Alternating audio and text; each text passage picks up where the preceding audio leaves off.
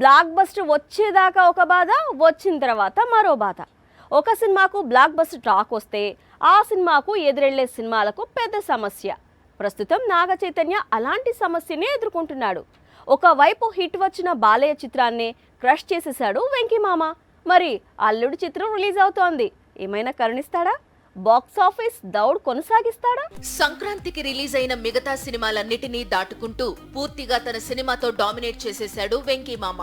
సంక్రాంతికి వస్తున్న దెబ్బకు, ఈ సినిమాను ఫ్యామిలీస్ ఆదరిస్తున్న తీరుకు మరో కొత్త చిత్రం పోటీగా రిలీజ్ చేయాలంటే భయపడే పరిస్థితులు ఉన్నాయి. 15 రోజుల్లోనే ఈ చిత్రం 300 కోట్ల వైపు పరుగులు తీస్తోందని యూనిట్ పోస్టర్ రిలీజ్ చేసింది. బాక్సాఫీస్ దగ్గర సంక్రాంతికి వస్తున్నాం సినిమా స్పీడ్ చూస్తుంటే ఈ చిత్రం సంక్రాంతి సీజన్ లో వచ్చిన సినిమాలన్నిటి రికార్డ్స్ ను క్రాస్ చేస్తుందని ట్రేడ్ వర్గాలు చెబుతున్నాయి.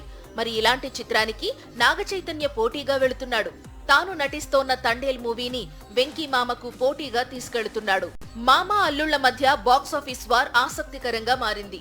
వీరిద్దరి క్లాష్ కు ఇంకా వారం సమయం ఉన్నా అప్పటికి సంక్రాంతికి వస్తున్నాం స్పీడ్ కాస్తైనా తగ్గకపోతుందా అనే డౌట్ కూడా ఉంది. అందుకే ఈ సినిమా నిర్మాత అల్లు అరవింద్ ధైర్యంగా తండేల్ ను రిలీజ్ కు రెడీ చేస్తున్నాడు. తండేల్ కూడా పాజిటివ్ టాక్ తెచ్చుకుంటే మాత్రం వెంకీ మూవీకి కలెక్షన్స్ లో కోత పడటం ఖాయం. ఏం జరుగుతుందో చూడాలంటే మరో వారం రోజులు ఆగాల్సిందే.